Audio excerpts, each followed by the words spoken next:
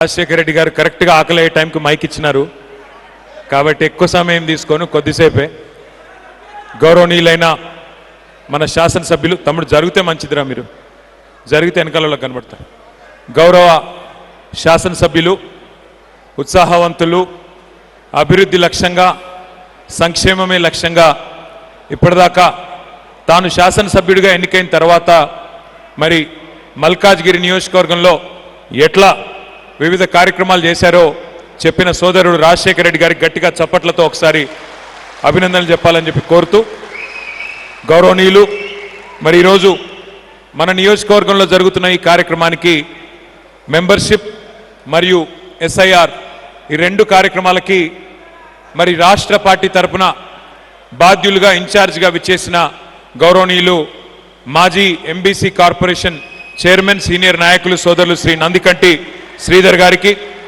గౌరవ మల్కాజ్గిరి పార్లమెంట్ నియోజకవర్గ కంటెస్టెంట్ మొన్ననే ఎన్నికల్లో పోటీ చేసిన పెద్దలు గౌరవనీయులు శ్రీ రాగిడి లక్ష్మారెడ్డి గారు మా గౌరవనీయులైన మాజీ కార్పొరేటర్లు సోదరి శ్రీమతి సబితా గారు సునీత గారు విజయశాంతి గారు అట్లాగే మాజీ కార్పొరేటర్లు సోదరులు శ్రీ జగదీష్ గౌడ్ గారు పరశురామ్ రెడ్డి గారు అట్లాగే మా హనుమంతరావు గారు ఇంకా వేదిక పైన ఉన్న వేదిక ముందున్న డివిజన్ల అధ్యక్షులు సీనియర్ నాయకులు నేను ఎవరెవరి పేరైతే చెప్పలేదో వారు మనసులోనే తిట్టుకోండి బయటికి తిట్టవద్దని మిమ్మల్ని కోరుతూ ఎవరు జర తిట్టుకోకండి అని చెప్తున్నా అంతే అట్లాగే కార్యక్రమానికి విచ్చేసిన జర్ర మీరు కొద్దిగా మంచి కూర్చొని పురుసద్గా మా ఆడబిడ్డలకు అన్నదమ్ములకు మల్కాజ్గిరిలో గులాబీ జెండా గట్టిగా ఎగిరేస్తున్న ప్రతి ఒక్కరికి శిరస్సు వంచి హృదయపూర్వకంగా నమస్కారాలు హృదయపూర్వకంగా ధన్యవాదాలు ఇది 2026 సంవత్సరం సరిగ్గా 12 ఏళ్ళు అయింది తెలంగాణ రాష్ట్రం వచ్చి మొదటి 9.5 ఏళ్ళు పెద్దలు కేసీఆర్ గారి నాయకత్వంలో మరి రాష్ట్రం ఏర్పడ్డ తర్వాత రాష్ట్రం కేసీఆర్ గారి నాయకత్వంలో మనం సాధించుకున్న తర్వాత 9.5 సంవత్సరాలు అటు అభివృద్ధిని ఇటు సంక్షేమాన్ని రెండింటినీ జోడెద్దుల మాదిరిగా జోడించి నడుపుతూ ముందుకు పోయినాం ఒక్కసారి దయచేసి 12 ఏళ్ల తర్వాత ఎవరైనా ఏదైనా మాట్లాడొచ్చు రాష్ట్రం వచ్చి సెటిల్ అయిన తర్వాత ఏదంటే అది చెప్పొచ్చు కానీ ఇక్కడికి వచ్చిన మా అన్నదమ్ములను అక్క చెల్లెలని నేను ఒకటే కోరుతా ఉన్నా మీరు దయచేసి 2014కు ముందు తెలంగాణ రాష్ట్రం ఏర్పడక ముందు ఇదే మల్కాజ్గిరిలో కొన్ని పరిస్థితులు ఎట్లా ఉండేనో ఒక్కసారి మీకు గుర్తు చేసే ప్రయత్నం నేను చేస్తాను మీరు కూడా గుర్తు చేసుకోవాలని చెప్పి నేను కోరుతా ఉన్నా 2014కు ముందు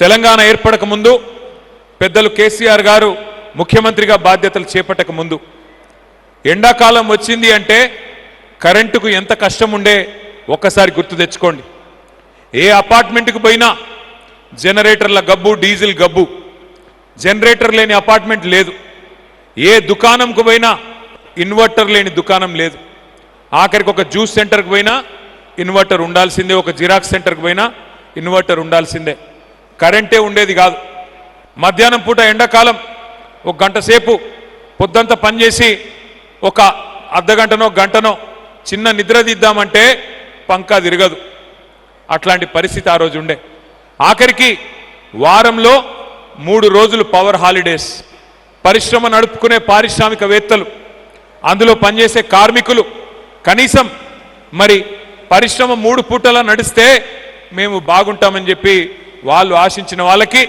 వారంలో 3 రోజులు పవర్ హాలిడేస్ పారిశ్రామికవేత్తలు కూడా ఆఖరికి ఇందిరా పార్క్ కాడ ధర్నా చేసే దుస్థితి ఇది మనం తెలంగాణ వచ్చిన రోజు మన పరిస్థితి వ్యవసాయదారులకు రైతులకు కరెంట్ లేదు హైదరాబాద్లో ఇళ్లలో కరెంట్ లేదు చివరికి పరిశ్రమలకు కూడా కరెంట్ ఇచ్చే పరిస్థితి లేదు ఇది ఆ రోజు తెలంగాణ వచ్చిన రోజు ఉన్న పరిస్థితి హైదరాబాద్లో మంచినీళ్ళకి ఎంత కష్టం ఉండేనో నాకంటే బాగా మీకే తెలుసు మరి పెద్ద ఎత్తున ఎక్కడికక్కడ ధర్నాలు కాలనీల్లో ధర్నాలు ఖైరతాబాద్లోని జలమండలి ముంగట ఖాళీ కుండలు ఖాళీ బిందెలు వాటితో ధర్నాలు ఇవాళ ఈజీగా ఉంటుంది 12 ఏళ్ల తర్వాత వెనకకి తిరిగి చూసుకుంటే ఏదైనా మాట్లాడొచ్చు కానీ ఒక్కసారి మీరు అందరూ కూడా గుర్తు తెచ్చుకోండి కేసీఆర్ గారు వచ్చిన నాడు పెన్షన్ 200 రూపాయలు కేవలం 200 హైదరాబాద్లో మీరు ఆ రోజు గుర్తు తెచ్చుకోండి ఎట్లాంటి పరిస్థితులు ఉండేది. కానీ 10 ఏళ్ల పదవీ కాలంలో మన నాయకుడు కేసీఆర్ గారి నాయకత్వంలో ఎక్కువ సమయం తీసుకోలేదు. కేవలం 6 నెలల నుంచి సంవత్సర కాలంలో మరి కరెంటు సమస్య పరిష్కారం చేసుకున్నాం. 24 గంటలు కంటికి రెప్పలాగా ప్రజల్ని కాపాడుకుంటూ రెప్పపాటు కూడా కరెంటు పోకుండా బ్రహ్మాండంగా 24 గంటల కరెంటు వ్యవసాయదారులకు, పారిశ్రామికవేత్తలకు, ఇళ్లకు ఇచ్చిన నాయకుడు కేసీఆర్ గారు. అట్లాగే నీళ్ల సమస్యని పరిష్కారం చేసి 20,000 లీటర్ల వరకు ఉచితంగా హైదరాబాద్లో ప్రతి ఇంటికి అపార్ట్మెంట్ అయినా బస్తీ అయినా ఎక్కడైనా 20,000 లీటర్లు ఉచితంగా నీళ్ళు ఇచ్చిన నాయకుడు కేసీఆర్ గారు. అందుకే నేను అనేది ఇవి చిన్న చిన్న సమస్యలే అనిపించచ్చు ఇవాళ, కానీ అప్పుడు అవే పెద్ద సమస్యలుగా ఉండేది. అట్లాగే సంక్షేమంలో 200 రూపాయలుంటే పెన్షన్ని 2,000 రూపాయలు చేసుకున్నాం. ఒక ఆడకూతురు పెళ్లి చేసుకుంటే 1,116 రూపాయలు కళ్యాణ లక్ష్మి పేరు మీద, షాదీ ముబారక్ పేరు మీద వారికిచ్చి కాపాడుకునే ప్రయత్నం చేసుకున్నాం.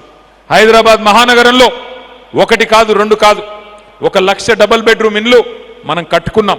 అందులో 61,000 పేదలకి మీ మల్కాజ్గిరి నియోజకవర్గంలో కూడా 3,500 ఇండ్లు ఆ రోజే ఇచ్చుకున్నాం.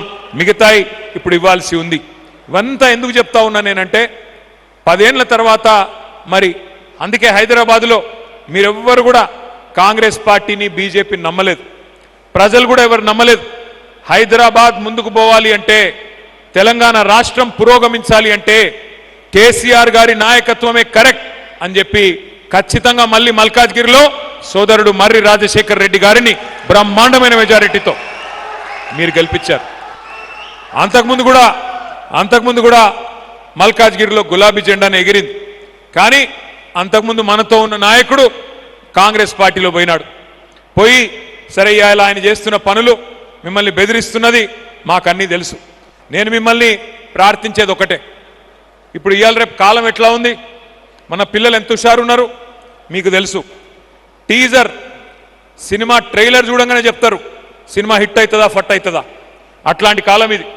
పిల్లలు చాలా జోరుగా హుషారుగా ఉంటారు. సినిమా ట్రైలర్ చూడంగానే చెప్తారు హిట్ అవుతుందా ఫట్ అవుతుందా. మరి అట్లాంటిది ఈ సినిమా ఇంటర్వెల్ అయిపోయింది. ఇప్పటికి కాంగ్రెస్ సినిమా ఇంటర్వెల్ అయిపోయింది. First half utter flop, disaster. నాకు తెలిసి హైదరాబాద్లో తిట్టుకోని మనిషి లేడు కాంగ్రెస్ ప్రభుత్వాన్ని, కాంగ్రెస్ పార్టీని. ఏమని 2.5 ఏళ్ళు. చిన్న ఉదాహరణ నేను చెప్తా, ఎక్కువ చెప్పాల్సిన అవసరం లేదు. ఒక ప్రభుత్వ పాలన ఎట్లా ఉంది అని చెప్పడానికి చిన్న ఉదాహరణ. అన్నం ఉడికిందా లేదా అని తెలుసుకోనికే మొత్తం కుండ లోపల చేయబెట్టాల్సిన అవసరం ఉండదు. ఒక్క మెతుకు ముట్టుకుంటే తెలుస్తుంది. కాంగ్రెస్లో పరిపాలన ఎట్లుంది అంటే, ఈ 30 నెలల్లో కాంగ్రెస్ ప్రభుత్వం వచ్చిన తర్వాత అడ్డగోలు మాటలు చెప్పి, అబద్ధాలు చెప్పి, నోటికొచ్చిన హామీలు ఇచ్చి మరి అధికారంలోకి అయితే వచ్చినారు. హైదరాబాద్లో ఓటేయకపోయినా జిల్లాల్లో ఉండే ప్రజలు కొంతమంది నమ్మి ఓటేసినారు. ఓటేసిన తర్వాత ఇవాళ పరిస్థితి ఏందయ్యా అంటే, 30 నెలల తర్వాత రేవంత్ రెడ్డి గారు ముఖ్యమంత్రి గారు ఆ రోజు పిసిసి అధ్యక్షుడిగా పెద్ద పెద్ద మాటలు చెప్పిండు.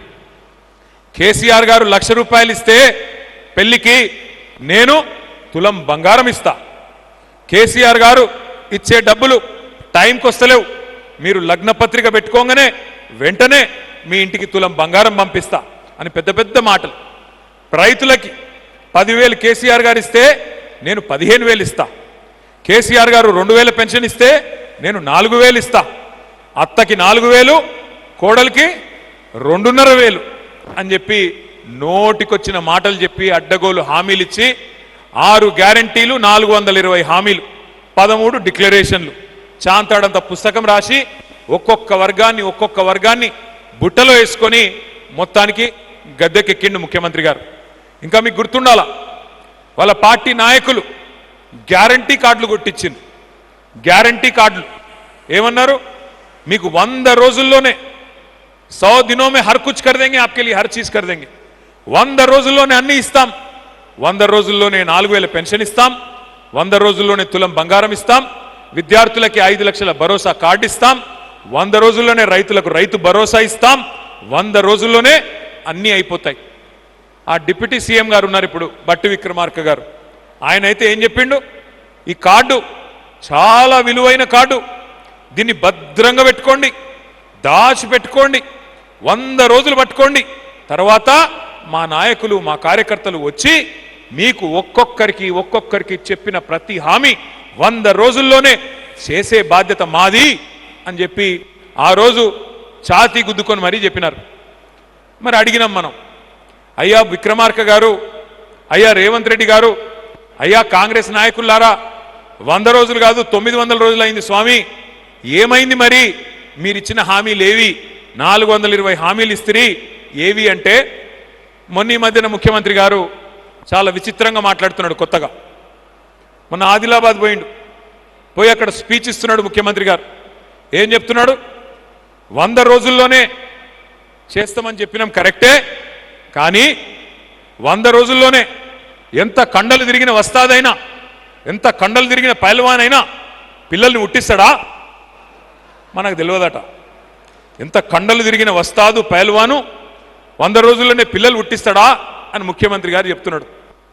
నేను అడుగుతా ఉన్నా ముఖ్యమంత్రి గారిని, అయ్యా 100 రోజుల్లో పిల్లలు పుట్టరని మాకు కూడా తెలుసు, మాకు కూడా పెళ్ళయింది, మాకు కూడా పిల్లలు ఉన్నారు, మాకు కూడా తెలుసు.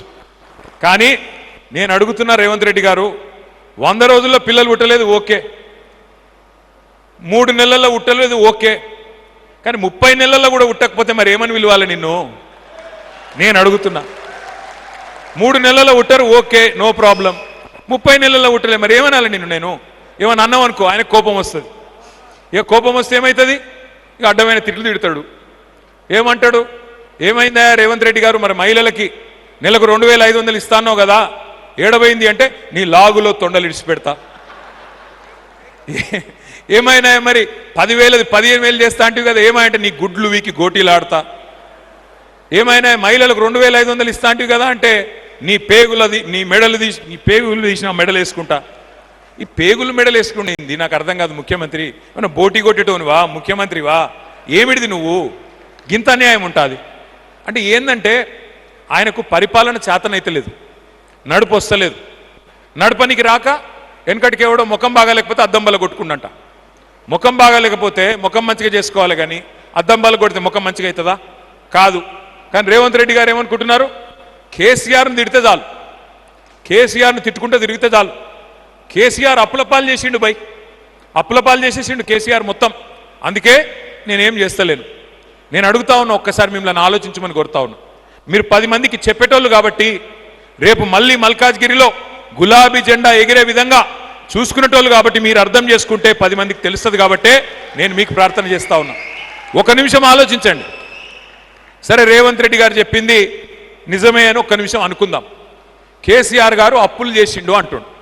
సరే నిజమే అనుకుందాం, కేసీఆర్ అప్పులు చేసిండు నిజమే అనుకుందాం. మరి కేసీఆర్ అప్పులు చేసి ఏం చేసిండు? కేసీఆర్ అప్పులు చేసి ఏం చేసిండు అంటే, కాంగ్రెస్ వాళ్ళు 65 ఏళ్లలో హైదరాబాద్లో ఒక్క కొత్త దవాఖానా కూడా కట్టలే. గాంధీ, ఉస్మానియా, నిమ్స్ ఈ 3 కూడా కాంగ్రెస్ వాళ్ళు కట్టినవి కావు, నిజాం నవాబు కట్టిపోయినాయి. 65 ఏళ్లలో 1947 నుంచి 2014 దాకా ఒక్క కొత్త దవాఖానా కూడా కట్టలే కాంగ్రెస్ వాళ్ళు. కానీ అదే కేసీఆర్ గారు Telangana institute of medical sciences పేరు మీద ఒక్కొక్కటి 1000 పడకల ఆసుపత్రి 4 గట్టిండు. మీ అల్వాలలో టిమ్స్ అల్వాల ఇవాళ కనబడుతున్నదా?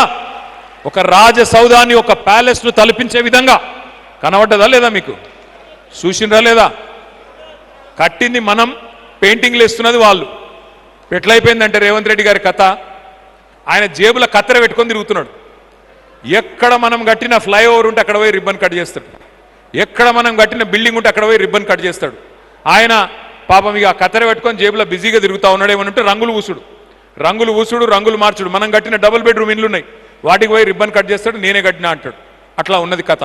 పర్వాలేదు, రిబ్బన్ కటింగులు చేసుకోవచ్చు, కొబ్బరికాయలు కొట్టుకోవచ్చు, మీరు ముఖ్యమంత్రి కాబట్టి పనులు చేయొచ్చు. కానీ నేను అడుగుతా ఉన్నా, కేసీఆర్ అప్పు చేసిండు అంటున్నావు. అప్పు చేస్తే కేసీఆర్ 4 దిక్కుల హైదరాబాద్లో 4000 పడకలు కొత్తగా కట్టిండు, 4 టిమ్స్ హాస్పిటల్ కట్టిండు. ఉన్న నిమ్స్ హాస్పిటల్ను 2000 పడకలు యాడ్ చేసిండు. అవును, కేసీఆర్ గారు అప్పు చేసిండ్రు.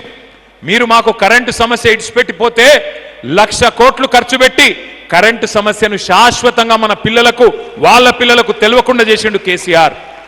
అవును, కేసీఆర్ అప్పు చేసిండు. హైదరాబాద్కు మీరు మంచినీళ్లు చక్కగా ఇయ్యకపోతే 20,000 లీటర్లు ఫ్రీగా ఇచ్చి మంచిగా బ్రహ్మాండంగా మంచినీళ్ళ సౌలభ్యం చేసిండు కేసీఆర్. అవును, కేసీఆర్ అప్పు చేసిండు. 200 రూపాయల పెన్షన్ను 2,000 రూపాయలు చేసిండు కేసీఆర్ అప్పు చేసిండు. అవును, కేసీఆర్ అప్పు చేసిండు. 15 లక్షల మంది ఆడపిల్లలకి 1,00,000 రూపాయలు ఇచ్చి ఒక మేనమామలాగా నిలబడ్డాడు, అప్పు చేసిండు. 15 లక్షల మంది ఆడబిడ్డలకి కేసీఆర్ కిట్లు ఇచ్చిండు, కేసీఆర్ అప్పు చేసిండు. అవును, కేసీఆర్ అప్పు చేసిండు. కాళేశ్వరం లాంటి ప్రాజెక్టు కట్టిండు, 1,00,000 కోట్ల రూపాయలు ఖర్చు పెట్టి 40 లక్షల ఎకరాలకు నీళ్లు ఇచ్చిండు కేసీఆర్. అవును, కేసీఆర్ అప్పు చేసిండు. 1,00,000 కోట్లు మన రైతులకు కరెంట్ సబ్సిడీ కోసం, చెరువులు బాగు చేయడం కోసం కేసీఆర్ గారు అప్పు చేసిండు. అవును, అప్పు చేసిండు. ఇంటింటికి నల్లా పెట్టి నీళ్ళు ఇచ్చిండు కేసీఆర్. మారుమూల తాండాలు, మారుమూల గూడాలు, గిరిజన తాండాలలో కూడా కేసీఆర్ గారు మంచినీళ్ళు ఇచ్చిండు. కేసీఆర్ గారు అప్పు చేస్తే 1000 గురుకుల పాఠశాలలు పెట్టిండు. కేసీఆర్ గారు అప్పు చేస్తే జిల్లాకు ఒక మెడికల్ కాలేజ్ కట్టిండు, జిల్లాకు ఒక నర్సింగ్ కాలేజ్ కట్టిండు. 33 కొత్త జిల్లాలు పెట్టి జిల్లా కేంద్రాలలో కలెక్టర్లను, ఎస్పీలను కూర్చోబెట్టిండు కేసీఆర్. ఇట్లా చెప్పమంటే ఇంకో గంట చెప్తా నేను కేసీఆర్ ఏం చేసిండు 9.5 ఏళ్ల లాంటి. నేను రేవంత్ రెడ్డి గారిని ఒకటే అడుగుతా ఉన్నా, కాంగ్రెస్ ప్రభుత్వాన్ని ఒకటే అడుగుతున్నా. మరి మీరు వచ్చి 2.5 సంవత్సరాలు అయింది, సగం టైం అయిపోయింది, 50% టైం అయిపోయింది. మరి మీరు కూడా 4 లక్షల కోట్ల అప్పు చేసిండ్రు. మీరు 4 లక్షల కోట్ల అప్పు. కేసీఆర్ 10 ఏళ్లలో 2,80,000 కోట్ల అప్పు చేస్తే నువ్వు 2.5 ఏళ్లలోనే 4 లక్షల కోట్ల అప్పు చేసినావు కదా. ఒక్క పని చూపెట్టు. హైదరాబాద్లో కొత్తగా ఒక్క ఇటుక పెట్టినవా? ఒక్క ఇల్లు కట్టినవా? కేసీఆర్ గారు 1,00,000 డబుల్ బెడ్రూమ్ ఇల్లు కట్టిండు. నువ్వు 2.5 ఏళ్లలో ఒక్క కొత్త ఇల్లు కట్టినవా? ఒక్క పేదవాడి గృహప్రవేశం చేయించినవా హైదరాబాద్లో? ఒక్కటంటే ఒక్కటి కట్టలేదు. కానీ ఎన్ని ఇండ్లు కూలగొట్టిండు, ఎన్ని ఇండ్లు కూలగొట్టిండు హైడ్రా పేరు మీద. గరీబోళ్ళ బస్తీల మీద పడి, జోపడ పట్టీల మీద పడి కూలగొట్టి ఎత్తవతల వాడేసి గరీబోళ్లను హింస పెట్టిండు రేవంత్ రెడ్డి. అదే కేసీఆర్ గారి ప్రభుత్వం 9.5 ఏళ్లలో హైదరాబాద్ మహానగరంలో మీరు తెలిసో తెలియకనో ఎక్కడన్నా గవర్నమెంట్ జాగలో ఇల్లు కట్టుకుంటే 2.5 లక్షల మందికి జీవో నంబర్ 58, 59 కింద పట్టాలిచ్చిన నాయకుడు కేసీఆర్. నేను అడుగుతా ఉన్నా రేవంత్ రెడ్డి గారిని, మీరు ఇచ్చిన హామీలు ఒక్కటి కూడా చేయలే. 420 హామీలు అమలు చేయలే. తులం బంగారం ఇయ్యలే, స్కూటీలు ఇయ్యలే, విద్యా భరోసా కార్డులు ఇయ్యలే. 10వ తరగతి పాస్ అయితే 10,000, 12వ తరగతి పాస్ అయితే 15,000, డిగ్రీ చదివితే 25,000, పోస్ట్ గ్రాడ్యుయేషన్ చేస్తే 1,00,000 రూపాయలు, పిహెచ్డి చేస్తే 5 లక్షలు. 5 పైసలు ఇచ్చినావా ఎవరికన్నా? కేసీఆర్ గారు దళిత బంధు పేరిట ఆనాడు 10 లక్షల రూపాయలు దళిత సోదరులకు ఇచ్చినాడు. నువ్వేం చెప్పినావు? 12 లక్షలు ఇస్తా అని చెప్పినావు. 12 పైసలు ఇచ్చినావు ఎవరికన్నా? నేను అడుగుతా ఉన్నా, ఏ వర్గం మిగిలింది నువ్వు మోసం చేయకుండా? ప్రతి వర్గాన్ని వంచినావు. ఇవాళ అంటున్నాడు మా ఆడబిడ్డలతోన 1 కోటి మంది మహిళల్ని కోటీశ్వరులు చేస్తాడంట. 1 కోటి మందిని కోటీశ్వరులు చేసేదాకా వదిలిపెట్టాడంట. నేను ముందే చెప్పిన మీకు, ఈయన 1 కోటి మంది కోటీశ్వరులు చేసేవాళ్ళు కాదు, తులం బంగారం ఇచ్చే బ్యాచ్ కాదు, మెడల పుసల తాడు కూడా ఎత్తుకపోయే దొంగలు వీళ్ళు, దండుపాలెం దొంగలు అని చెప్పిన నేను. ఉన్నారు కదా ఇక్కడ మీ దగ్గర కూడా దొంగున్నాడు అల్వాలలో. అందుకే నేను అంటా ఉన్నా రేవంత్ రెడ్డి గారిని, అయ్యా నువ్వు కోటీశ్వరులను చేయకు పర్వాలేదు, కోటీశ్వరులను చేయకు, ఇడిచిపెట్టు, లక్షాధికారులను చేయి. ముందు ఏం చెప్పినావు నువ్వు? నెలకు 2,500 రూపాయలు ఇస్తా అన్నావు. నెలకు 2,500 అంటే సంవత్సరానికి ఎంత? మీరు కొద్దిగా లెక్కల్లో వీక్ అని అలాగనే. మా నరసింహరావు అన్న నవ్వుతున్నాడు, మాజీ కార్పొరేటర్ గారు. అబ్బా ఒక్క ఆయన చెప్పిండు, అబ్బా మొత్తానికి ఒక్క ఆయనకు వచ్చు మనోనికి అన్నకు. నెలకు 2,500 అంటే 12 నెలలకు గాను సంవత్సరానికి 30,000, 5 ఏళ్ళకు గాను 5 సంవత్సరాలకు గాను 1,50,000. మరి 30 నెలలు అయిపోయింది కదా. 30 నెలలు అయిపోతే ఇప్పటికి ఎన్ని పైసలు రావాలా మనకి? ఎన్ని రావాలా? 75,000 రావాలనా? వచ్చినాయా? ఒక్క అక్కకు కానీ ఒక్క చెల్లెకి కానీ 75 పైసలు పడ్డాయా? అందుకే అంటున్నా రేవంత్ రెడ్డి గారిని, అయ్యా నువ్వు కోటీశ్వరులను చేస్తావో లేదో మాకు తెలియదు. పోనీ ఆ 75,000 అయితే ఈ ముందు ఖాతాలలో ఆడపిల్లలు ఎదురు చూస్తూ ఉన్నారు. ఆ 75,000 వచ్చే 30 నెలలకు మరొక 75,000. అట్లాగే తెలంగాణ యువకులకు చెప్పినాడు, పిల్లలకు చెప్పినాడు, మీకు ఉద్యోగం వచ్చేదాకా నేను పైసలు ఇస్తా, నెలకు 4,000 ఇస్తా అన్నాడు. మరి 30 నెలలు అయింది, ఎంత ఇవ్వాలా? 1,20,000 రూపాయలు ఇవ్వాలి. మరి వాళ్ళందరికీ 1,20,000 రూపాయలు, ఇంకో 30 నెలలకు ఇంకో 1,20,000 ఇస్తావా? రైతులకు చెప్పినాడు ఎకరానికి 15,000 ఇస్తా సంవత్సరానికి అన్నాడు. మరి ఇప్పుడు 2.5 ఏళ్ళు అయిపోయింది, ఒక్కలకన్నా ఇచ్చినాడా? ఒక్క ఎకరానికి ఎవడికి ఇవ్వాల. అంటే ఇది ఎందుకు చెప్తా ఉన్నా అంటే, కోటీశ్వరులను చేసే దేవుడెరుగు, కనీసం ఉన్న వాళ్ళని నువ్వు లక్షాధికారులను చేసినా చాలు, అది కూడా చేయడంట. కానీ డైలాగులు మాత్రం ఆకాశాన్ని అంటుతా ఉన్నాయి. నేను మిమ్మల్ని అందరినీ ప్రార్థించేది ఒకటే, మల్కాజ్గిరిలో మీకు ఒక మంచి ఎమ్మెల్యే గారు దొరికినాడు. రాజశేఖర రెడ్డి గారి రూపంలో మంచి ఎమ్మెల్యే గారు దొరికినాడు. బ్రహ్మాండంగా పనిచేస్తున్నాడు, కాన్స్టిట్యున్సీ కోసం పనిచేస్తున్నాడు. నేను కూడా ఆయననే పొగుడుతున్నారు అయ్యా, కాదు, కాన్స్టిట్యున్సీ కోసం పనిచేస్తున్నాడు, పార్టీ కోసం కూడా పనిచేస్తున్నాడు, కాన్స్టిట్యున్సీ కోసం కూడా కష్టపడుతున్నాడు. ఎవ్వలతో పంచాయతీ పెట్టుకోకుండా స్మూత్గా సాఫ్ట్గా పోతున్నాడు. కానీ రాజశేఖర్కి తెలుసు ఎప్పుడు గేర్లు మార్చాలనో తెలుసు. రాజశేఖర రెడ్డి గారు కూడా ఇప్పుడు ఏం మాట్లాడాడు ఎక్కువ తక్కువ, అందుకే చెప్పిండు నాకు ముందే, అన్న ఇక నేనేం మాట్లాడా, నువ్వే ఎక్కువ మాట్లాడన్నాడు. నేనేమంటున్నా అంటే, ఇంకా సరిగ్గా 2.5 సంవత్సరాలు వచ్చే ఎన్నికకుంది. ఆఖరి సంవత్సరం ఎట్లాగూ మొత్తం ఎలక్షనే, ఇక మిగిలింది 1.5 ఇయర్ మాత్రమే. మీరు నిజంగానే మళ్ళీ హైదరాబాద్లో మనం నష్టపోయింది, మనం కోల్పోయింది మళ్ళీ తిరిగి తెచ్చుకోవాలి అనుకుంటే, మళ్ళీ మంచి ప్రభుత్వాన్ని, మంచి నాయకుడిని, కేసీఆర్ గారిని తిరిగి తెచ్చుకోవాలి అనుకుంటే మీరే కథానాయకులు కావాలి, మీరే కథానాయికలు కావాలి, మీరే ఒక్కొక్కరు విజృంభించాలి. విజృంభించాలి అంటే ఏం చేయాలి? ఏమి ఎవరితో యుద్ధాలు చేసేది లేదు, ఎవరిని మీద పడి కొట్టేది లేదు, బూతులు తిట్టేది లేదు, కాంగ్రెస్ నాయకుల్లాగా మనం కూడా పిచ్చి పిచ్చి పనులు చేసేది లేదు. కానీ ఒకటి మాత్రం పక్కా, మీరు చేయొద్దు అని చెప్తున్నా కానీ వాళ్ళు మిమ్మల్ని ఏమన్నా చేస్తే, గతంలో మా సునీత ఇక్కడనే ఉంది, మా రాము యాదవ్ కూడా ఇక్కడనే ఎక్కడనే ఉన్నాడు, ఏడున్నాడు తమ్ముడు, రాము యాదవ్ మీద వచ్చి పడ్డారు. పడితే ఒక రాము యాదవ్ని ముట్టుకుంటే మొత్తం టీఆర్ఎస్ ఎమ్మెల్యేలు అందరం, బీఆర్ఎస్ ఎమ్మెల్యేలు అందరం మొత్తం వాళ్ళ ఇంటికి వచ్చినాం, వచ్చి అండగా నిలబడ్డాం. మీరు రాజశేఖర రెడ్డి గారు పిలిస్తే మొత్తం 30 మంది ఎమ్మెల్యేలు, ఎమ్మెల్సీలు అందరం వచ్చి ధైర్యంగా ఉండి, చెల్లె నువ్వేం కాదు, టెన్షన్ పడకు అని చెప్పి ధైర్యం చెప్పిపోయినాం. తెలంగాణలో సామెత ఉంది, పొట్టోన్నెత్తి పొడుగోడు కొడితే పొడుగోన్నెత్తి పోషమ్మ కొట్టిందని. నేను గూండాను, నేను రౌడీని, నిన్ను కొట్టే గూండాలు రౌడీలు మా కాడ కూడా మస్తుగున్నారు, ఎవ్వనికి భయపడవద్దు, నేను వస్తా, నేనే ఇక్కడ ఉంటా, అవసరం అయితే మీరు భయపడవద్దు అని చెప్పి కూడా నేను కొడతా ఉన్నాను. ఏమీ చేయలేడు, ఎవ్వడు ఏమీ చేయలేడు, ఎంత పెద్ద రౌడీ అయినా గూండా అయినా ఏం చేసేదేమి లేదు, మిమ్మల్ని ఏ రకంగా కూడా ఇబ్బంది పెట్టేదేం లేదు. పొరపాటున ఒక కేసో ఏదో అయితే తప్పకుండా మేమే వస్తాం, దగ్గర ఉండి ఇడిపించుకుంటాం, ఎవ్వరు కూడా మీరు భయపడవలసిన అవసరం లేదని చెప్పి మళ్ళొక్కసారి హృదయపూర్వకంగా కోరుతా ఉన్నాం. మంచి ఎమ్మెల్యే గారు ఉన్నారు, మంచి ఎమ్మెల్యే ఉన్నాడు, కష్టంలో పిలిస్తే ఉరికొస్తున్నాడు, అందుబాటులో ఉన్నాడు, అరుంధతి హాస్పిటల్ ద్వారా కూడా సేవలు అందిస్తూ ఉన్నాడు. అట్లాంటి ఎమ్మెల్యేని కాపాడుకోండి, దగ్గర పెట్టుకొని చూసుకోండి. నేను మిమ్మల్ని కోరేదల్లా ఒక్కటే, మళ్ళీ తిరిగి మంచి రోజులు రావాలి, తెలంగాణకు మంచి రోజులు రావాలి. వాళ్ళ రైతులు తలడిల్లిపోతూ ఉన్నారు, ధాన్యం కొంటలేరు, ఆగమై చివరికి ధాన్యం కుప్పల మీదనే ఆత్మహత్య చేసుకుంటూ ఉన్నారు.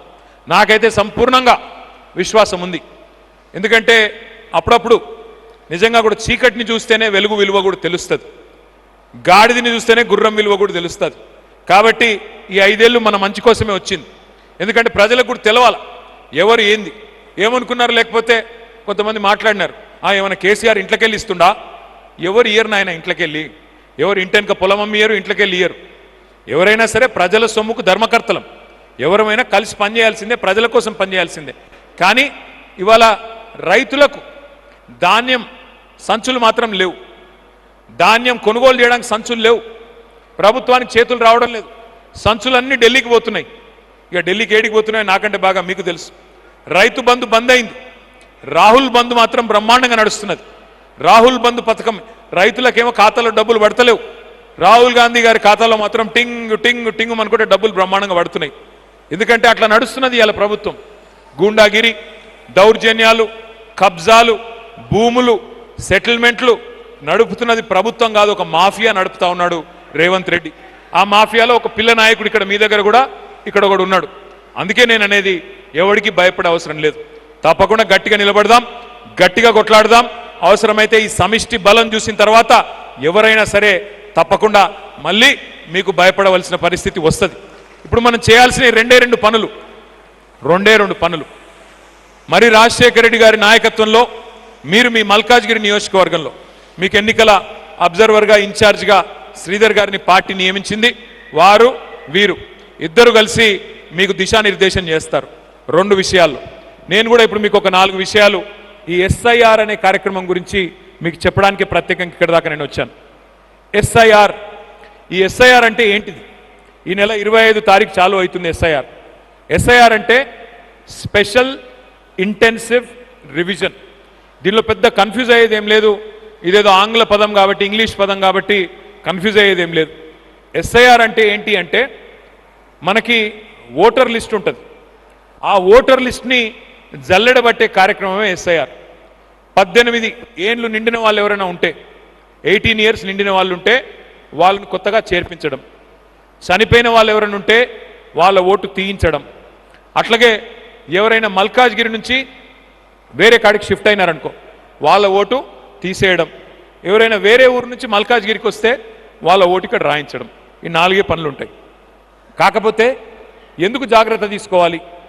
మరి ఎందుకు అంటే మొన్న మీరు వెస్ట్ బెంగాల్ రిజల్ట్ చూసినారు.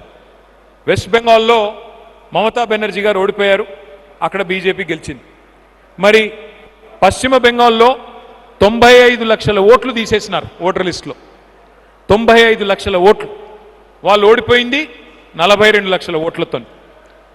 ఎక్కడ జాగ్రత్త తీసుకోవాలంటే ఇవాళ అనుమానం ఏమున్నది? కేంద్ర ప్రభుత్వంలో ఉన్న వాళ్ళు పెద్దలు, వాళ్ళు తమకు పడవు అనుకునే ఓట్లు తీసేస్తున్నారు అనే ఒక అనుమానం ప్రజల్లో ఉన్నది. పశ్చిమ బెంగాల్లో 95 లక్షల ఓట్లు తీసేసినారు, బీహార్లో 65 లక్షల ఓట్లు తీసేసినారు. నేను మీ అందరినీ ప్రార్థించేది ఒకటే, మనకు దొంగ ఓట్లు అవసరం లేదు. మనకు కావాల్సింది ఏ ఒక్క అర్హుడు, ఏ ఒక్క అర్హురాలు ఎవరికైతే ఓటు హక్కు ఉండాలో వారిని మాత్రం పొరపాటును కూడా ఒక్క ఓటు కూడా పోకుండా కాపాడుకోవాల్సిన బాధ్యత ముఖ్యంగా బూత్ లెవెల్ ఏజెంట్లుగా నియమించబడ్డ వాళ్ళు ఎవరైతే ఉన్నారో వారి మీదనే ఉంది. శ్రీధర్ గారు, మనకి ఎన్ని మొత్తం బూతులు ఎన్ని? నెంబర్ ఆఫ్ బూత్స్ ఎంత మనది? 480 బూత్లు. రైట్. సో ఇక్కడ 480 బూత్లకు గాను బూత్ ఏజెంట్లు ఉన్నారా, బూత్ లెవెల్ ఏజెంట్లు ఉన్నారా? ఉంటే ఒక్కసారి చేయలేబట్టి. మీకు తెలుసా మీరు బూత్ లెవెల్ ఏజెంట్లని? మీకు ఆ పుస్తకాలు ఇచ్చినారా? పుస్తకాలు ఒకసారి ఇస్తే ఆ చేయలేబట్టండి. పుస్తకాలు ఇస్తే ఒక్కసారి ఆ పుస్తకాలు చూపెట్టండి. అందరికి రాలేదా? వచ్చిన వాళ్ళందరూ చేయి చూపెట్టండి. ఈ పుస్తకం ఏం చేయాలి మీరంటే మంచిగా ఇంటికి తీసుకుపోయి ఇంట్లో పోగానే అట్లా వాడేయండి. ఇట్లా వాడేసి ఇంట్లో మళ్ళీ ముట్టకండి, మళ్ళీ తీయకండి. తీయరు కదా? తీయరా? చదవండి జరా. ఒక 5 నిమిషాలు టైం చేసుకొని చదవండి. అందులో ముఖ్యమైన విషయాలు ఉన్నాయి. కొన్ని విషయాలు నేను చెప్పే ప్రయత్నం మీకు చేస్తాను. ఎస్ఐఆర్ అంటే కేవలం ఒక్కసారి నెక్స్ట్ స్లైడ్. ఎస్ఐఆర్ అంటే మీకు ఈ 480 బూత్లలో రేపేముంటుందంటే ప్రతి బూత్కి ఒక బూత్ లెవెల్ ఆఫీసర్ ఉంటారు. ఎవరు వాళ్ళు? మీ దగ్గర ఉండే అంగన్వాడీ టీచర్ కానీ, లేదా మీ మున్సిపాలిటీలో ఆ మెప్మాలో ఉండే ఆర్పీలు కానీ ఎవరో ఒకరు బూత్ లెవెల్ ఆఫీసర్గా ఎలక్షన్ కమిషన్ నియమిస్తుంది. మీరు బూత్ లెవెల్ ఏజెంట్గా పార్టీ నుంచి మీరున్నారు. రేపేముంటుందంటే ఈ ఎస్ఐఆర్ అనే కార్యక్రమం గతంలో జరగలేదా అంటే జరిగింది మన దేశంలో. లాస్ట్ టైం ఎప్పుడు జరిగింది అంటే 2002లో జరిగింది. 2002లో ఆ రోజు మల్కాజ్గిరి నియోజకవర్గం ఇప్పుడున్నట్టు లేదు, అప్పుడు వేరే ఉండే. ఆ రోజు 2002లో అప్పుడు ఖైరతాబాద్ ఉండే, అప్పుడు ఖైరతాబాద్ నియోజకవర్గం ఉండే. 2002లో అప్పుడు ఉమ్మడి ఆంధ్రప్రదేశ్ ఉంది, ఇప్పుడు తెలంగాణ వచ్చింది. కాబట్టి ఇప్పుడు మనం చేయాల్సిన పనల్లా ఒకటే, ఆ 2002 ఓటర్ లిస్ట్ ముందు పెట్టుకొని అట్లాగే లేటెస్ట్ ఓటర్ లిస్ట్ 2025 ఈ రెండు ఆల్రెడీ మ్యాపింగ్ చేస్తారు. ఉదాహరణకు నేను చెప్తాను. రాజశేఖర రెడ్డి గారికి 2 పిల్లలు, మరి రాజశేఖర రెడ్డి గారికి ఒక అమ్మాయి ఒక అబ్బాయి. 2002లో రాజశేఖర రెడ్డి గారి పిల్లలకు ఓటర్ లిస్టులో పేరు లేదు. ఎందుకు లేదు? ఎందుకంటే వాళ్ళు అప్పటికి 18 ఏళ్ళు లేవు, కాబట్టి అప్పుడు ఓటర్ లిస్టులో ఉండదు. కానీ 2025 ఓటర్ లిస్టులో 2 పిల్లలకి ఓటు హక్కు ఉంది. ఇప్పుడు ఏం చేస్తారు అంటే ఆ పిల్లలు రాజశేఖర రెడ్డి గారి పిల్లలు అని చెప్పి లింక్ చేస్తారు, ఫ్యామిలీ మ్యాపింగ్ చేస్తారు. 2002లో ఆయన పేరు, ఆయన భార్య పేరు ఉంది, కానీ 2025లో మరొక 2 పేర్లు ఉన్నాయి. ఆ పిల్లలు రాజశేఖర రెడ్డి గారి పిల్లలు అని చెప్పి మ్యాపింగ్ చేస్తారు. మ్యాపింగ్ ఎట్లా చేస్తారు? ఎన్యూమరేషన్ ఫార్మ్ ఒకటి ఉంటుంది. ఆ బూత్ లెవెల్ ఆఫీసరు వారు ఇస్తే ఆ ఫామ్ నింపేస్తే ఆ ఫ్యామిలీని మ్యాపింగ్ చేస్తారు. ఇది నెంబర్ 1. ఇక రెండోది, నెక్స్ట్ స్లైడ్. ఇక్కడ ఈ డేట్స్ ఒక్కటి జాగ్రత్తగా చూసుకోండి. ఈ ఎస్ఐఆర్ అనే కార్యక్రమం ఈ నెల 25 తారీఖు స్టార్ట్ అవుతుంది. మరి రెగ్యులర్ ఓటింగ్కి, రెగ్యులర్ ఓటర్ లిస్ట్ అప్డేషన్కి, ఎస్ఐఆర్కి తేడా ఏంటి అంటే, రెగ్యులర్గా మనం ఎవ్రీ సంవత్సరం కావాలంటే ప్రతి సంవత్సరం కూడా ఓటు రాయించుకోవచ్చు. కానీ మనం పోయి రాయించుకోవాలి. జిహెచ్ఎంసీ ఆఫీస్కో తహసీల్దార్ ఆఫీస్కో పోయి మనం రాయించుకోవాలి. కానీ ఇప్పుడు ఏంటిది, వాళ్ళు మన ఇంటికి వస్తారు, మీ ఇంటింటికి వస్తారు. అయితే ఇక్కడ ఏమంటే, మనకు తెలంగాణ రాష్ట్రం మొత్తం చూస్తే దాదాపు 36,000 పోలింగ్ బూత్స్ ఉన్నాయి. మీకు మీ నియోజకవర్గంలో 480 పోలింగ్ బూత్స్ ఉన్నాయి. ప్రతి బూత్కి ఒక ఏజెంట్ మన పార్టీ నుంచి, booth level officer election commission నుంచి ఉంటారు. 1 మంత్, ఒక నెల పాటు ఇల్లు తిరుగుతారు. ఒక బూత్లో ఉండేది 1000 ఓట్లు. ఒక 1000 ఓట్లు ఉంటాయి. 1000 ఓట్లు అంటే ఎంత? ఒక 300 ఇండ్లు, 350 ఇండ్లు ఉంటాయి. అంటే నెల రోజుల్లో 350 ఇండ్లు తిరగాలి. రోజుకి ఎన్ని ఇండ్లు తిరుగుతాం? ఓ 10, 12, 13, 15 ఇండ్లు తిరుగుతాం. అంతకంటే ఎక్కువ లేదు. అంటే రోజుకి 1.5 నుంచి 2 గంటలు మాత్రమే మీకు ఒక నెల రోజుల పాటు కొంత ఎఫర్ట్ మీరు పెట్టాల్సి ఉంటుంది. అప్పుడు ఆ నెల రోజులు తిరిగిన తర్వాత ఏం చేయాలో కూడా నేను చెప్తాను మీకు. నెల రోజుల తర్వాత 31 జూలై నాడు లిస్ట్ పబ్లిష్ చేస్తారు. మీ బూత్లో ఉన్న ఓటర్లు వీళ్ళు అని మీరు లిస్ట్ పబ్లిష్ చేస్తారు. అందులో ఎవరైనా మిస్ అయితే, ఏదైనా తప్పుగా పడితే, ఎవరైనా అబ్బాయి పేరు అమ్మాయి అని రాసి, అబ్బాయి పేరు అమ్మాయి పేరు అబ్బాయి అని రాసి, లేదా మ్యాపింగ్ సరిగ్గా జరగక మీ పిల్లల పేరు తప్పుగా రాసి, లేదా చనిపోయిన వాళ్ళ పేరు అట్లాగే ఉంటే మీరు వెంటనే అబ్జెక్షన్, 1 మంత్ పాటు అబ్జెక్షన్ చెప్పొచ్చు. మీరు 31 జూలై నుంచి 30th ఆగస్ట్ దాకా ఒక నెల రోజులు, ఆగస్ట్ నెల మొత్తం మీరు అబ్జెక్షన్ రేజ్ చేయొచ్చు. అబ్జెక్షన్లు రేజ్ చేసిన తర్వాత ఒక నెల రోజులు ఎలక్షన్ కమిషన్ వాళ్ళు ఆ అబ్జెక్షన్స్ మీద యాక్షన్ తీసుకోవాల్సి ఉంటుంది. మొత్తం సెప్టెంబర్ మాసం అంతా వాళ్ళు అబ్జెక్షన్ల మీద యాక్షన్ తీసుకోవాలి. లాస్ట్కి ఆ 1 అక్టోబర్ అనే డేట్ చాలా ఇంపార్టెంట్. 1 అక్టోబర్ నాడు ఫైనల్ ఓటర్ లిస్ట్ పబ్లిష్ అవుతుంది. ఇది చాలా చాలా ఇంపార్టెంట్. రేపు మీకు మల్కాజ్గిరి మున్సిపల్ కార్పొరేషన్ పరిధిలో మీ నియోజకవర్గంలో 16 డివిజన్లు అయినాయి. రేపు ఆ 16 డివిజన్లకు సంబంధించిన ఓటర్ లిస్ట్ కూడా ఇదే ఓటర్ లిస్ట్. ఎమ్మెల్యేకి ఇదే ఓటర్ లిస్టు, కార్పొరేటర్లకి ఇదే ఓటర్ లిస్టు, అట్లాగే రేపటి రోజున ఎంపీ ఎలక్షన్ కూడా ఇదే ఓటర్ లిస్టు. కాబట్టి ఎవరెవరైతే కార్పొరేటర్లుగా పోటీ చేయాలనుకుంటున్నారో ఇప్పటి నుంచే దయచేసి ప్రజల మధ్యన ఉండండి. ఇప్పటి నుంచే ఈ ఓటర్ లిస్ట్ విషయంలో కూడా జాగ్రత్తలు తీసుకోండి. ఎక్కడికక్కడ మీరు ఎంత యాక్టివ్గా ఉంటే రేపు సైబరాబాద్, అదేవిధంగా మల్కాజ్గిరి మున్సిపల్ కార్పొరేషన్ల మీద మళ్ళీ గులాబీ జెండాను ఎగరడానికి ఆస్కారం ఉంటుంది. ఇది సీరియస్గా తీసుకోండి. అందుకే నెక్స్ట్ స్లైడ్. ఏం చేయాలి? బిఎల్ఏ అనే వాళ్ళు ఏం చేయాలి? మీరు ఏం చేయాలి? ఏమీ పెద్దగా మీకు కష్టమే ఉండదు. మీరు ఆ బిఎల్ఓ గారితో పాటు ఇంటింటికి మీరు పోవాలి. ఇంటికి పోయినప్పుడు వాళ్ళతో, అక్కడ ఆ ఇంట్లో ఉండే ఓటర్లతో, ఆ ఇంట్లో ఉండే సోదరులతో, సోదరిమణులతో వాళ్ళతో మాట్లాడాలి. ఏమా మీరు ఎంతమంది ఉన్నారు ఇంట్లో? మరి చాలాసార్లు ఏం జరుగుతుందంటే హైదరాబాద్లో ఓట్ షిఫ్ట్ అవుతుంది. ఇక్కడ కిరాయికి ఉన్న వాళ్ళు ఇంకొక అడిగి పోతారు, అక్కడి నుంచి ఇంకొక అడిగి పోతారు, కానీ ఓటు మారదు. దానివల్ల ఏమవుతుంది? డూప్లికేట్ ఓట్లు ఉంటాయి. ఆ ఏరియాలో ఉన్న వాళ్ళు ఉండరు. అవన్నీ గుర్తుపట్టాలి ఇప్పుడు మనం. అది కూడా మీకు ఎక్స్ప్లెయిన్ చేస్తాను. సో నెంబర్ 1, మీరు ఆ బిఎల్ఓతో పాటు మీరు కలిసి ఇంటింటికి పోవాలి. ఆ బిఎల్ఓకి సహకరించాలి. ఏమైనా తప్పు జరుగుతుందా చూడాలి. ఆ ఎన్యూమరేషన్ ఫామ్ కరెక్ట్గా నింపుతున్నారా లేదా? ఇప్పుడు ఒక ఇంట్లో కొత్త కోడలు వచ్చింది, పెళ్ళయింది, కోడలు పిల్ల వచ్చింది. ఆ అమ్మాయి ఓటు ఇదివరకు ఇంకెక్కడో ఉండొచ్చు, ఇప్పుడు మీ దగ్గరకు వచ్చింది. ఆ ఓటు మీరు రాయించాలి, ఆ ఫామ్ నింపాలి. అట్లాగే 18 ఏళ్ళు నిండిన వాళ్ళు, వాళ్ళ ఓటర్ ఫామ్ నింపాలి. అట్లాగే ఎవరైనా చనిపోతే వాళ్ళ ఓటు తీసేయించాలి. డూప్లికేట్ ఓట్లుంటే ఆ ఓటు కూడా తీసేయించాలి. నెక్స్ట్, మన ఉద్దేశం ఒక్కటే, ఒక్క ఓటు కూడా పోవద్దు, ఒక్క తప్పుడు వ్యక్తికి ఓటు ఉండొద్దు, ఒక్క అర్హుడికి అర్హురాలికి ఓటు పోవద్దు. ఎలిజిబుల్ ఎవరెవరైతే ఉన్నారో వాళ్ళ ఓట్లు పోనీయకుండా చూసుకోవాలి. ఎందుకంటే ఎలక్షన్ కమిషన్ మీద డౌట్స్ ఉన్నాయి. ఈ మాట నేను మోమాటం లేకుండా చెప్తున్నా. ఈ దేశంలో ఇప్పుడున్న వ్యవస్థల మీద అనుమానాలు ఉన్నాయి. ఎందుకు వీళ్ళు సరిగ్గా పనిచేస్తున్నారా లేదా, పొలిటికల్ ఎజెండాకు అనుగుణంగా పనిచేస్తున్నారు అని ఒక అభిప్రాయం ప్రజల్లో ఉంది. అందుకే మనం జాగ్రత్తగా ఇంటింటికి పోయి ఈ కార్యక్రమాలు వెంటనే చూసుకోవాలి. ఎవరైనా అన్మ్యాప్డ్ ఉంటే, అన్మ్యాప్డ్ అంటే 2002-2025 మధ్యన మ్యాపింగ్ జరగకపోతే అది చూసుకోవాలి. వెంటనే ఏమన్నా చిన్న చిన్న కరెక్షన్స్ ఉంటే చేసుకోవాలి. అట్లాగే ఇవన్నీ ఇప్పుడు నేను మీకు ఇచ్చిన బుక్లో ఉన్నాయి. ఆ బుక్లో ఇవన్నీ ఉన్నాయి, మీరు కావాలంటే చూసుకోవచ్చు. మళ్ళీ ఎమ్మెల్యే గారికి పంపమంటే ఇవన్నీ నేను పంపిస్తాను. ఎమ్మెల్యే గారు మీ అందరికి కూడా పంపిస్తారు. Next slide. మీకు కొత్త ఓటు రాయాలి. మరి కొత్త ఓటు రాయించుకోవాలి అంటే ఈ 13 రకాల డాక్యుమెంట్స్లో ఏ ఒక్క డాక్యుమెంట్ ఉన్నా మీకు ఓటు హక్కు ఇవ్వాలి. క్యాస్ట్ సర్టిఫికెట్ కానీ, లేదా బర్త్ సర్టిఫికెట్ కానీ, పాస్పోర్ట్ కానీ, పెన్షన్ కార్డు కానీ, ఇంకా ఇంకోటి కానీ 13 రకాల ఐడెంటిటీ కార్డ్స్, ఇవన్నీ సుప్రీంకోర్టు అప్రూవ్ చేసింది. కాబట్టి సుప్రీంకోర్టు ఆదేశాల ప్రకారం ఈ 13 డాక్యుమెంట్స్లో ఏది ఉన్నా తప్పకుండా వారికి ఓటు హక్కు ఇవ్వాల్సిందే. ఇవి దయచేసి చూసుకోండి.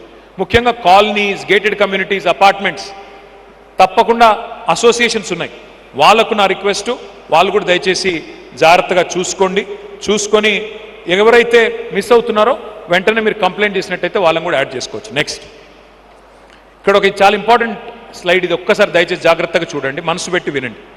ఇది ఒక రియల్ లైఫ్ ఎగ్జాంపుల్. ఇది నిజమైన ఓటర్ లిస్ట్, ఇది మనం తయారు చేసింది కాదు. మొన్ననే జూబ్లీ హిల్స్ ఉప ఎన్నిక జరిగింది, మీకు తెలుసు. మాగంటి గోపీనాథ్ గారు చనిపోతే ఉప ఎన్నిక వచ్చింది, మీకు తెలుసు. ఆ ఎలక్షన్లో అందరం పనిచేసాం. ఆ ఎలక్షన్ స్టార్ట్ అయిన తర్వాత మేము గుర్తించాం, అరే చాలా ఓట్లు డూప్లికేట్ ఓట్లు ఉన్నాయి అని అర్థమైంది మాకు. అర్థమై ఎలక్షన్ కమిషన్ దగ్గర పోయాం. సరే ఇక్కడ అన్ని డూప్లికేట్ ఓట్లు ఉన్నాయి, తీయండి అంటే ఇప్పుడు ప్రాసెస్ స్టార్ట్ అయిపోయింది, ఇప్పుడేం చేయలేమన్నారు. ఒక ఎగ్జాంపుల్ చూడండి. ఇక్కడ ఒక అమ్మాయి పేరు లావణ్య, భర్త పేరు శ్రీనివాస్. ఆ అమ్మాయికి జూబ్లీ హిల్స్లో 2 ఓట్లు ఉన్నాయి, ముషీరాబాద్లో ఒక ఓటు ఉంది, అంబర్పేటలో ఒక ఓటు ఉంది, ఖైరతాబాద్లో ఒక ఓటు ఉంది. సేమ్ అమ్మాయి, హస్బెండ్ పేరు సేమ్, 5 ఓట్లు ఉన్నాయి.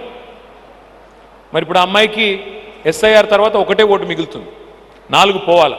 కానీ ఇప్పుడు మన టాస్క్ ఏంది అంటే, మన బాధ్యత ఏంది అంటే, అసలు ఆ అమ్మాయి ఎక్కడుంది, ఆ లావణ్య ఎక్కడుంది మనం వెతికి పట్టుకోవాలి. ఇప్పుడు ఆ బాధ్యత మన మీద ఉంది. ఆ లిస్ట్ నేను మీకు ఇస్తాను. ఇక్కడ ఒక ఎగ్జాంపుల్ చూడండి మీరు. ఇప్పుడు 4 రకాల డూప్లికేట్ ఓట్లు ఉంటాయి, 4 రకాలుగా ఉంటాయి డూప్లికేట్ ఓట్లు. ఉదాహరణకి, ఒకటి మీ దగ్గరనే మీ కాన్స్టిట్యున్సీ లోపలనే ఒక ఓటు గౌతమ్ నగర్లో ఉండొచ్చు, ఒకటి అల్వాల్లో ఉండొచ్చు. ఎందుకంటే మీరు అక్కడ ఇదివరకు కిరాయికి ఉంటుండే, ఇప్పుడు ఇటు వచ్చింది. 2 చోట్ల ఓట్లు ఉండొచ్చు. రెండోది, పార్లమెంట్ పరిధిలో ఒకటి మల్కాజ్గిరిలో ఉండొచ్చు, ఇంకొకటి కంటోన్మెంట్లో ఉండొచ్చు. సేమ్ మేడ్చల్ పార్లమెంటే, మల్కాజ్గిరి పార్లమెంటే, కాకపోతే ఒక ఓటు ఇక్కడ, ఒక ఓటు పక్క కాన్స్టిట్యున్సీలో. మూడోది, ఒక ఓటు ఇప్పుడు మీ సిరిసిల్ల అనుకోండి, ఇక్కడ వచ్చి సెటిల్ అయినారనుకోండి అల్వాల్లో, సిరిసిల్లలో ఒక ఓటు ఉండొచ్చు, ఇంకో ఓటు ఇక్కడ ఉండొచ్చు. సేమ్ స్టేట్లో 2 ఓట్లు ఉండొచ్చు. ఇంకోటి, కొంతమంది ఆంధ్ర సోదరులు ఇక్కడ ఉన్నారు, మహారాష్ట్ర వాళ్ళు ఉన్నారు, పంజాబ్ వాళ్ళు ఉన్నారు, వాళ్ళకు ఒక ఓటు ఇక్కడ ఉండొచ్చు, ఒక ఓటు వాళ్ళ సొంత రాష్ట్రంలో ఉండొచ్చు. సో 4 రకాల డూప్లికేట్ ఓట్లు. మీ మల్కాజ్గిరిలో ముఖ్యంగా ఇక్కడ చాలామంది నార్త్ ఇండియా నుంచి వచ్చి సెటిల్ అయిన వాళ్ళు కూడా ఉన్నారు, వాళ్ళ ఓటు అక్కడ ఒకటి ఉండొచ్చు, ఒకటి ఇక్కడ కూడా ఉండొచ్చు. సో 4 రకాల డూప్లికేట్ ఓట్లు ఉండే అవకాశం ఉంది. నేనేం చేస్తానంటే, రాజశేఖర్ రెడ్డి గారికి మీ మల్కాజ్గిరి పరిధిలో బూత్ల వారీగా ఎన్ని డూప్లికేట్ ఓట్లు ఉన్నాయి, ఎన్ని సస్పెక్టెడ్ డూప్లికేట్ ఓట్లు ఉన్నాయి, సేమ్ పేరు, సేమ్ హస్బెండ్ పేరు లేదా సేమ్ తండ్రి పేరు ఉంటే ఒక చిన్న అల్గోరిథం రన్ చేస్తే మా దగ్గర లిస్ట్ ఉంది. ఆ లిస్ట్ మొత్తం రాజశేఖర రెడ్డి గారికి నేను ఇస్తాను. మీకు బూత్ల వారీగా, డివిజన్ల వారీగా రాజశేఖర రెడ్డి గారు ఇస్తారు. మీరు ఏం చేయాలో కూడా నేను చెప్తాను. నెక్స్ట్, మీకు 2 రకాల బుక్స్ ఇస్తున్నాం. ఒకటి మీకు ఇచ్చిన హ్యాండ్ బుక్, రెండవది మీకు ఇచ్చే వర్క్ బుక్.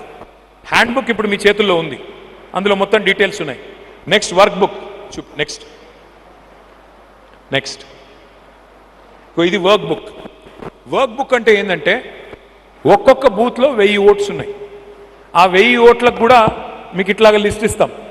ఆ లిస్ట్లో ఏం చేయాలి, మీరు ఈ ఓటర్ లింక్ అయ్యారా లేదా, ఆ ఎన్యూమరేషన్ ఫామ్ నింపారా లేదా, ఇంకేమైనా రిమార్క్స్ ఉన్నాయా, అట్లాగే ప్రతి బూత్లో మీకు ఎన్ని సస్పెక్టెడ్ డూప్లికేట్, అనుమానాస్పదమైన డూప్లికేట్ ఓట్స్ ఉన్నాయి, ఆ లిస్ట్ కూడా మీకు ఇస్తాం. నా అంచనా అయితే మల్కాజ్గిరిలో కనీసం ఒక 30-40 వేల డూప్లికేట్ ఓట్లు ఉంటాయి కనీసం, నేను చెప్పేది ఇంకెక్కువ ఉండొచ్చు. ఆ లిస్టు మొత్తం రాజశేఖర రెడ్డి గారికి నేను ఇస్తాను. మీరు ఇల్లు తిరిగినప్పుడు చూసుకోవాలి, ఆ ఓటర్ ఉన్నారా లేదా, వీరికి డూప్లికేట్ ఓటు ఉందా, ఏముంది. మనకి ఎస్ఐఆర్ ఒక రకంగా మంచిదే, చెడ్డదేం కాదు. ఈ డూప్లికేట్లన్నీ పోతే నికరంగా ఎన్ని ఓట్లు ఉన్నాయో తెలుస్తుంది. అప్పుడు బెటర్, మనం పనితీరు కూడా మెరుగుపరుచుకోవచ్చు. Last line. ఇది ఇంపార్టెంట్. ఇప్పుడు రాజశేఖర రెడ్డి గెలవాలి, కేసీఆర్ గారు మళ్ళీ తిరిగి ముఖ్యమంత్రి కావాలి అనుకుంటే సరిపోదు, డైలాగులు కొడితే సరిపోదు, ఉపన్యాసాలు ఇస్తే సరిపోదు. 480 బూత్లలో ఏ బూత్కి ఆ బూత్లో మీరు మెజారిటీ తీసుకొస్తే, ఏ బూత్కి ఆ బూత్లో మీరు కష్టపడితే అప్పుడే మళ్ళీ మనం గెలిచి తిరిగి పార్టీ అధికారంలోకి వచ్చేదానికి అవకాశం ఉంటుంది. ఇక్కడ ఇంపార్టెంట్ ఏంటంటే చాలామంది ఏం చేస్తారు, గెలిచిపోతున్నాం, అయిపోయింది, ట్రెండ్ బాగుంది, అంతా బాగుంది. అది కాదు. మీ సొంత బూత్లో మెజారిటీ తీసుకొని రండి. ఎంత పెద్ద నాయకుడైనా సరే మీ బూత్లో మెజారిటీ తీసుకొని రాకపోతే మీరు పార్టీకి పెద్దగా లాభం లేనట్టే లెక్క, ఉపయోగం లేనట్టే లెక్క. నా ప్రార్థన మీతో ఏంటంటే, కొంతమంది నాయకులు ఏం చేస్తారు, నేను మొత్తం తిరుగుతా అంటాడు. తిరుగు, ఎవరు వద్దంటలేదు. డివిజన్లో 80 బూత్లు ఉంటే 80 బూత్లు తిరుగు. కానీ నీ సొంత బూత్ సంగతి ఏంది? నీ సొంత బూత్లో మెజారిటీ రాకుండా నేను రాష్ట్రం తిరుగుతా, దేశం తిరుగుతా, నేను రాష్ట్ర నాయకుడిని, అంతర్రాష్ట్ర నాయకుడిని అంటే ఎట్లా కుదురుతుంది? అందుకే నా రిక్వెస్ట్ మీ అందరితో, దయచేసి మళ్ళీ మనం గెలవాలి, మళ్ళీ అధికారంలోకి రావాలి, హైదరాబాద్లో తిరిగి అభివృద్ధి సంక్షేమం పట్టాలెక్కాలి అని మీరు అనుకుంటే, గులాబీ జెండా గెలవాలి అనుకుంటే తప్పకుండా ఈ ఎక్సర్సైజ్ను సీరియస్గా తీసుకోండి, ఎస్ఐఆర్ కార్యక్రమాన్ని. చివరిగా నేను ఒక మాట చెప్తాను. మెంబర్షిప్ యాప్ కూడా తయారైంది. మనం ఇదివరకు మెంబర్షిప్ కార్యక్రమాన్ని పుస్తకాల ద్వారా చేసేవాళ్ళం, పార్టీ మెంబర్షిప్. కానీ ఇప్పుడు డిజిటల్ పద్ధతుల్లో చేయబోతా ఉన్నాం. ఇప్పుడు మీరు అందరూ కూడా ఇళ్లలో మీకు ఏమైనా ఫుడ్ కావాలంటే ఇప్పుడు రెస్టారెంట్కి పోవట్లేదు, మీరు స్విగ్గీ, ఇంకోటి అదేంది జొమాటో, స్విగ్గీ ఇట్లా కొట్టంగానే ఫుడ్ వస్తున్నది. సినిమా టికెట్లు కావాలంటే ఇట్లా బటన్ ఒత్తితే సినిమా టికెట్, ట్యాక్సీ కావాలంటే బటన్ ఒత్తితే ట్యాక్సీ, అట్లా అయిపోయింది. అందుకే మేము కూడా ఏమనుకున్నామంటే, ఇంకా లాభం లేదు, ఈ పుస్తకాలు వద్దు, మనం కూడా ఫోన్లోనే ఒక యాప్ పెడదాం పార్టీ పరంగా, అందులోనే మెంబర్షిప్ చేద్దామని నిర్ణయం తీసుకొని మెంబర్షిప్ యాప్ తయారు చేసినాం. ఆ మెంబర్షిప్ యాప్ కూడా మీకు రాజశేఖర రెడ్డి గారు మళ్ళొక్కసారి కొంత మీకు శ్రమ ఇచ్చి కొన్ని రోజుల తర్వాత ఒక చిన్న మీటింగ్ పెట్టి అందులో వివరంగా చెప్తాం. ఆ మెంబర్షిప్ యాప్ ఎంత డీటెయిల్డ్గా తయారు చేసినామంటే మీరు అందులో పెద్దగా కష్టపడాల్సిన పని లేదు. ఉదాహరణకి బూత్ నంబర్, మీ మల్కాజ్గిరి నియోజకవర్గంలో బూత్ నెంబర్ 20 అనుకోండి. ఆ 20లో ఎవరో ఒక ఇన్ఛార్జ్ ఉంటారు మెంబర్షిప్కి. ఆయన ఏం చేయాల్సిన పని లేదు. అక్కడ పోయిన తర్వాత పేరు టైప్ చేస్తే చాలు. ఉదాహరణకి పేరు రాజశేఖర్ రెడ్డి, రాజశేఖర్ అని టైప్ చేస్తే ఆ బూత్లో ఉండే రాజశేఖర్ల పేర్లన్నీ వస్తాయి. మర్రి రాజశేఖర్ రెడ్డి మీరు క్లిక్ చేస్తే వెంటనే రాజశేఖర్ రెడ్డి గారి అడ్రస్, ఆయన పేరు, తండ్రి పేరు అవన్నీ వస్తాయి. అప్పుడు మీరు ఎంటర్ చేయాల్సిందల్లా ఒకటే, ఆయన ఫోన్ నెంబర్ తీసుకొని ఫోన్ నెంబర్ ఎంటర్ చేయాలి. ఓటీపీ వస్తుంది. ఓటీపీ అంటే తెలుసు కదా, తెలుసా తెలియదా? ఓటీపీ మీ పిల్లలందరూ అడుగుతున్నారు కదా, ఓటీపీ ఏదని. 1 టైం పాస్వర్డ్. సో ఆ ఓటీపీని మీరు ఎంటర్ చేయగానే వెంటనే డేటా ఎంట్రీ అయిపోతుంది. అప్పుడు రాజశేఖర్ ఫోటో తీసుకోవాలి. ఫోటో తీసుకొని అందులోకి అప్లోడ్ చేయాలి. ఇక్కడ ఒక చిన్న పరీక్ష పెట్టినాం. కాకపోతే మీరు మరి మీ ఇంట్లో కూర్చొని చేస్తున్నారా లేకపోతే నిజంగానే వాళ్ళ ఇంటికి పోయి చేస్తున్నారని తెలుసుకోవడానికి అందులో జీపీఎస్ కోఆర్డినేట్స్ కూడా పెట్టినాం. ఒక బటన్ నొక్కితే నిజంగానే పెట్టినాం, దొరికిపోతారు. అది కూడా పెట్టినాం. రాజశేఖర్ ఇంటికి పోయి చేస్తున్నారా లేకపోతే మీరు ఎక్కడో అక్కడ ఆఫీసులలో కూర్చొని ఇట్లు కొడుతున్నారని డౌట్ వచ్చి అది కూడా పెట్టినాం. కాబట్టి మీరు ఇల్లు పోవాలి, మెంబర్షిప్ చేయాలి, ఎస్ఐఆర్ కూడా సీరియస్గా తీసుకోవాలి. మీ మంచి ఎమ్మెల్యే గారిని కాపాడుకోండి, మళ్ళీ తిరిగి ప్రభుత్వాన్ని తెచ్చుకోండి. హైదరాబాద్లో మళ్ళీ గల్లా ఎగిరేసి ఇది మా ప్రభుత్వం, ఇది మా రాష్ట్రం, ఇది మా నేల, ఇది మా మల్కాజ్గిరి, ఇది మా అల్వాల్ అనే విధంగా పనిచేయాలని చెప్పి మనస్ఫూర్తిగా కోరుతూ మళ్ళొకసారి మీ అందరికీ పేరు పేరున, అరే నువ్వు ఆగమాగం చేయకురా భయ, ఆ హోర్డింగ్లో లాగును, మీరందరికీ మళ్ళొకసారి పేరు పేరున దండాలు పెడుతూ జై తెలంగాణ, కేసీఆర్ గారి నాయకత్వం. Thank you. కానీ మీ వాళ్ళు స్ట్రక్చర్డ్గా వస్తే చేయొచ్చు.